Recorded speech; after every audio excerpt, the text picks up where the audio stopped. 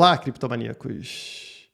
Muhammad Ali certa vez disse que as mãos não podem bater no que os olhos não são capazes de enxergar.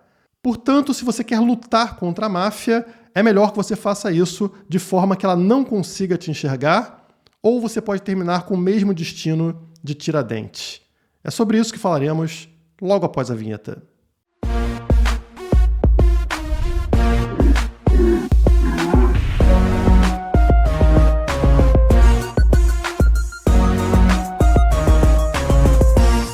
Assim como acontece atualmente aqui no Brasil, no mercado do Bitcoin, que é chamado por muitos de ouro digital, em 1789, qualquer pessoa podia explorar o mercado de ouro no Brasil desde que deixasse parte dos seus ganhos com o governo. Na época, essa cobrança ficou conhecida como o quinto, porque correspondia a 20% do total. Então, o governo pegava 20% do que você explorasse, que é mais ou menos o percentual cobrado atualmente sobre os ganhos com criptomoedas. Acontece que, assim como o papel moeda ou o Bitcoin, o ouro em pó, que era utilizado na época, era facilmente escondido. Então a população conseguia escapar do roubo, aquilo que o Estado chama de sonegação e que não é crime, porque não tem vítima. É uma pessoa tentando escapar do roubo. E qual foi a solução na época para acabar com essa sonegação das pessoas que não queriam deixar 20% na mão do Estado? Bom, o governo da época implementou uma espécie de PIX do passado para garantir que toda a circulação de ouro passasse pela mão do Estado. O Estado teria toda a informação com relação à circulação de ouro. O governo criou as casas de fundição e todo o ouro precisaria ser quintado, que significava que o ouro seria transformado em barras de ouro e teria ali um selo, uma marcação mostrando que ele passou pela mão do Estado e que, portanto, aquela pessoa pagou os seus 20%. Qualquer pessoa que circulasse com algum ouro que não estivesse quintado era considerada criminosa. Isso lembra vocês o que acontece atualmente com pessoas que comercializam Bitcoin no P2P, ou seja, sem passar por dentro de uma corretora, sem passar por uma fiscalização estatal? É o que a gente está vendo em vários países, A criminalização do Bitcoin quando ele não passa por dentro de algum local onde o Estado tenha total controle das informações, Saiba quem está comercializando Bitcoin, quanto está sendo enviado e assim consiga cobrar também os seus 20%. E assim como acontece atualmente, essas regulamentações do governo da época prejudicaram principalmente os mais pobres, que eram aqueles que não tinham uma quantidade de ouro suficiente para formar uma barra de ouro. Além disso, as pessoas perderam a capacidade de usar ouro no comércio, no dia a dia, como era comum. Como era esperado, essas medidas do governo acabaram enriquecendo a coroa portuguesa, que começou a arrecadar muito dinheiro devido ao ouro. Mas, com o passar do tempo, esse valor foi caindo. E ele caía devido ao esgotamento das minas de ouro, Cada vez a produção de ouro no Brasil era reduzida, caía como seria esperado, mas claro que os parasitas não pensavam assim, eles entendiam que estava caindo devido à sonegação, ou seja, as pessoas estavam parando de pagar os impostos. E qual a solução para resolver esse problema? Agressão contra inocentes, como o Estado sempre faz. Então foi estabelecida uma cota mínima anual de ouro, que caso não fosse batida, gerava o chamado derrame, que era uma cobrança compulsória para cima de toda a população, independente dela trabalhar ou não com ouro. Então todo mundo pagaria ali uma taxa para custear as despesas do rei. Então o rei gasta quanto quiser, faz o que quiser da vida dele. Se a gente não bater a cota de ouro, todo mundo vai pagar uma taxa, um imposto a mais para a coroa. E como seria esperado, com o tempo essa cobrança se tornou inviável, porque a produção de ouro estava caindo, como a gente falou, e o imposto permanecia no topo. Então, todo ano as pessoas precisariam contribuir mais e mais para chegar nesse valor que o governo queria. Isso me faz lembrar o que a gente está passando atualmente com o Bitcoin, que começou sem qualquer intervenção estatal, sem qualquer cobrança de imposto, e agora já foi lançado aí que qualquer pessoa que movimenta mais de R$35 mil por mês precisa pagar imposto, esses 20%, o quinto aí também sobre o Bitcoin. E quanto tempo vocês acham que vai demorar para o governo acabar com essa moleza e falar que todo mundo vai precisar pagar imposto, independente da quantidade, mais ou menos o que aconteceu lá com o ouro no passado? Mas voltando aqui para 1789, essas medidas do governo pouco afetavam quem era pobre. Afinal, os pobres sempre viveram na miséria e continuavam vivendo na miséria agora. Já estavam acostumados com essa situação. Só que isso começou a afetar as classes mais altas, a elite, né? Eles tinham que pagar cada vez mais dinheiro para o governo e isso foi gerando um descontentamento. Enquanto o sistema estatal funciona corretamente, ou seja, transferindo dinheiro de pobre para quem é rico, políticos e empresários ligados aos políticos, está tudo ótimo, o sistema não muda. Mas na hora que ele começa a afetar a elite, aí sim acontecem revoluções. Foi dessa forma que fazendeiros, médicos, militares, clérigos, intelectuais e todo tipo de elite começou a conspirar, se reunir ali para conspirar contra o governo, no que ficou conhecido lá em Minas Gerais como a Inconfidência Mineira. Entre os inconfidentes, nós tínhamos Tiradentes. O objetivo do grupo era separar Minas Gerais do controle português, criando aí um novo país independente e também evitando a cobrança de impostos.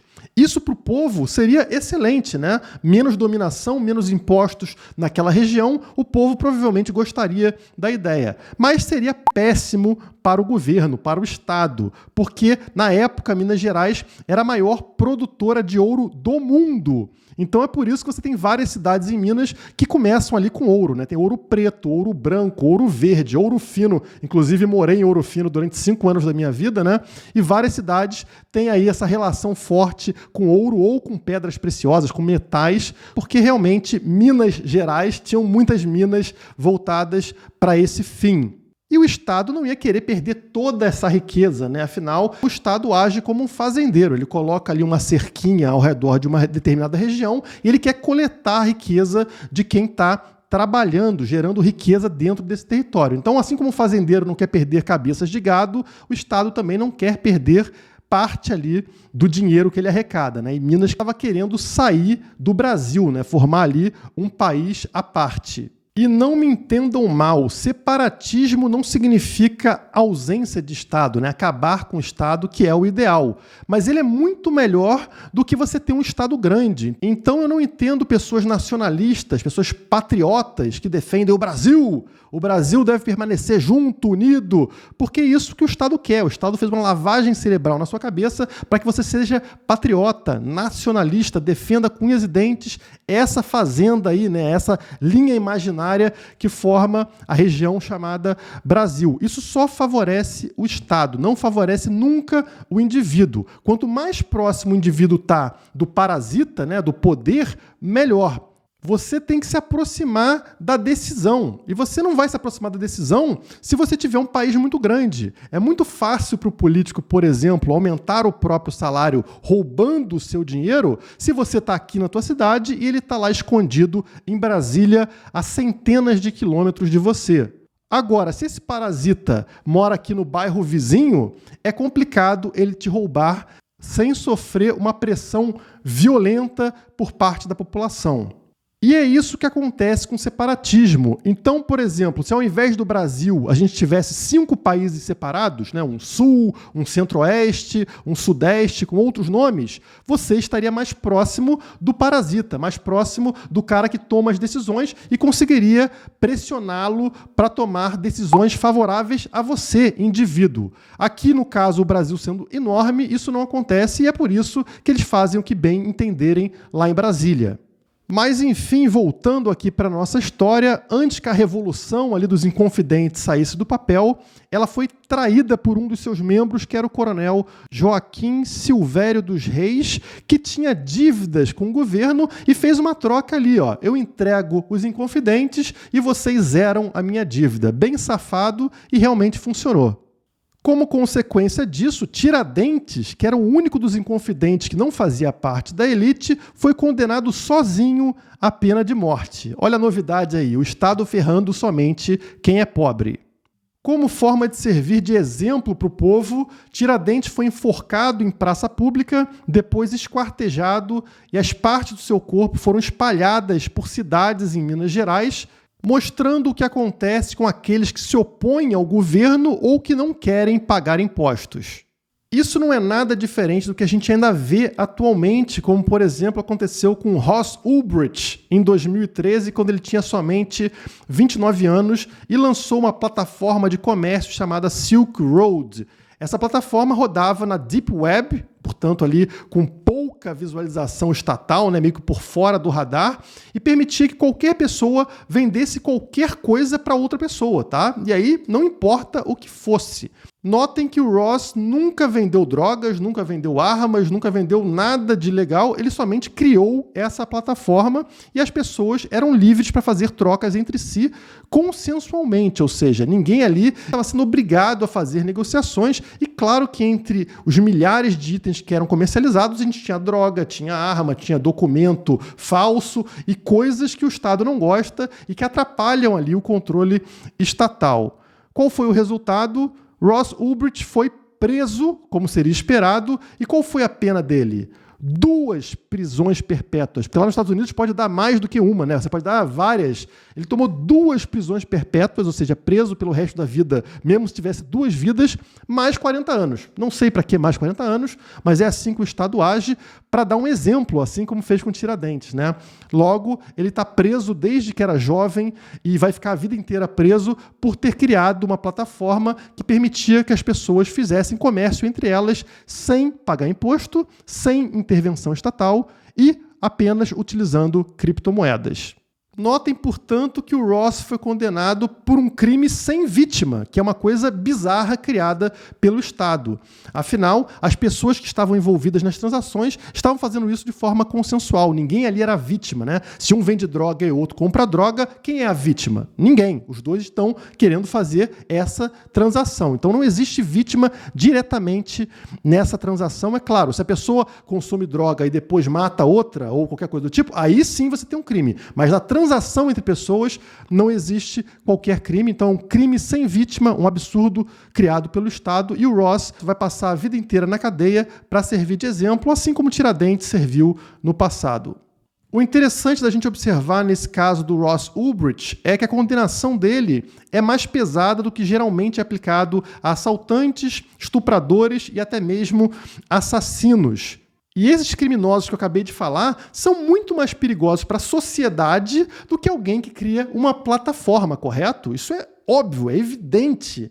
Mas acontece que assassino, estuprador e assaltante não interferem no controle do Estado nem na arrecadação do Estado. Já o coitado do Ross Ulbricht afeta justamente isso. Ele impede que o Estado consiga te roubar. Logo, quem vai levar a maior pena? Esse é o mesmo caso do Edward Snowden, aquele agente da inteligência americana que ousou divulgar crimes dos Estados Unidos contra a população, como, por exemplo, vigilância nos seus dados sem que você fosse informado. Hoje, o Edward Snowden vive na Rússia, exilado na Rússia, justamente para não ser preso ou morto pelos americanos. Mais um inocente condenado.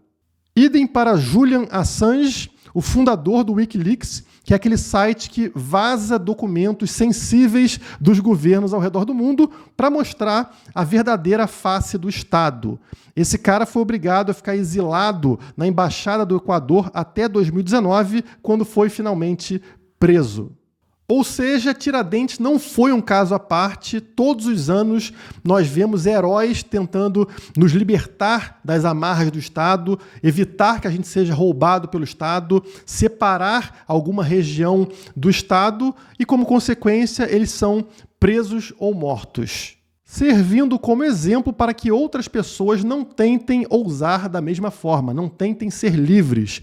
Isso lembra muito a época da escravidão, Quando o escravo fujão tentava escapar da fazenda, ele sofria ali, tomava chibatada ou era morto. Então a gente continua num processo de escravidão, agora um processo de escravidão social, e infelizmente ainda temos escravos apontando o dedo para aquele que quer fugir.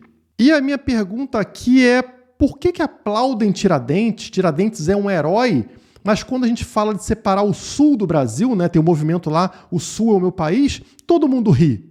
Por que aplaudem Tiradentes, mas na hora que a Catalunha quer se separar do resto da Espanha, ninguém apoia? Por que aplaudem Tiradentes, mas na hora que Hong Kong quer se separar da China, ninguém defende? Por que o Estado tem um feriado para homenagear Tiradentes, mas se eu falar em separatismo ou não pagamento de impostos, eu vou preso? É simples. O Estado usou mais uma vez a imagem do Tiradentes a seu favor. Vamos lembrar aqui que Tiradentes era um republicano. Ele defendia o modelo de república. E naquela época, o Estado estava migrando para a república, enquanto o povo defendia ainda a monarquia. Então, o que você faz? Bom, pega a imagem lá de um revolucionário, né, do Tiradentes, e vamos colocar ele para cima, né, vamos criar o cara como um herói para facilitar essa migração da monarquia para a república. Então, o mesmo cara que foi utilizado pelo Estado como exemplo de criminoso, mais para frente foi usado pelo Estado novamente, mas agora com a figura de herói. E para facilitar um pouco essa migração, o Estado até alterou a imagem de Tiradentes, colocando ele cabeludo, barbudo, como se fosse Jesus Cristo, sendo que Tiradentes era um militar, ou seja, não podia ter cabelo comprido nem barba comprida, e depois foi um presidiário, que também tinha cabeça raspada, barba raspada, para não ter ali piolho, por exemplo, né? Então ele nunca teve essa imagem que foi criada ali, né, distorcida pelo Estado para associá-lo a Jesus Cristo e ganhar assim adoração popular. Tá dando para perceber como o povo é manipulado, como nós somos manipulados?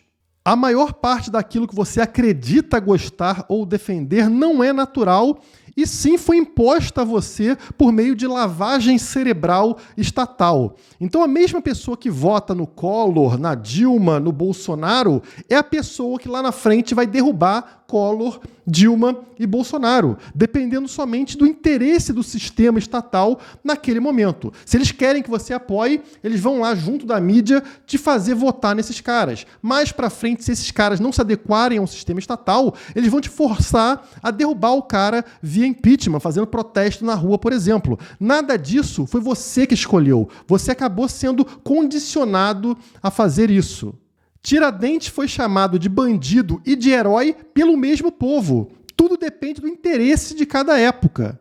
Para o seu herói atual se transformar em vilão, depende somente do Estado colocar nele algum crime sem vítima. Sei lá, sonegação, que nada mais é do que fugir do roubo, né? Isso é um crime, segundo o Estado. Ou, por exemplo, calúnia. Você ter opinião contra uma pessoa, isso é um crime para o Estado. Você não pode ter opinião. Eles colocam ali uma etiqueta de criminoso e pronto, aquela pessoa se transforma de herói em vilão de uma hora para outra. Pode acontecer comigo, pode acontecer com vocês. Como é possível que as mesmas pessoas e o mesmo Estado que chama Tiradentes de herói, alguém ali que defendia o separatismo, ou seja, que Minas Gerais não fizesse parte do Brasil e que defendia também o não pagamento de impostos, essas mesmas pessoas chamam hoje quem defende isso de criminoso. Se você hoje defender que não paguem impostos, você vai preso. Então como que é possível? Como que é possível as duas coisas? Tiradentes é herói defendendo isso e se eu falar a mesma coisa, eu sou criminoso. Não faz sentido. É por essa e outras incoerências que Satoshi Nakamoto, o criador do Bitcoin, se manteve anônimo. Ele é o Tiradentes que deu certo. Ele efetivamente criou uma forma de nos separarmos do Estado, de não pagarmos impostos, de conseguirmos nos comunicar sem censura e sem fiscalização estatal. E ele, ao contrário de todos os outros nomes citados nesse vídeo, não foi preso nem foi morto pelo Estado. A sua criação, que é o Bitcoin e as criptomoedas, continua existindo, ganhando cada dia mais adeptos e mais valor. Portanto, a luta pela liberdade depende da sua capacidade de se manter anônimo e oculto, sem sofrer agressão estatal. Como disse Muhammad Ali, as mãos não podem bater no que os olhos não são capazes de enxergar. É por isso que o Bitcoin é uma das invenções mais importantes de toda a história humana. Ele nos permite, pouco a pouco, nos separarmos do Estado, mas sem o mesmo resultado trágico daqueles que tentaram fazer isso no passado. Se você gostou desse vídeo, eu peço por favor que deixe o seu like e compartilhe em suas redes sociais. Caso não seja inscrito, o momento é esse. Aperta o botãozinho inscrever-se aí embaixo. Por hoje é só. Muito obrigado e até a próxima.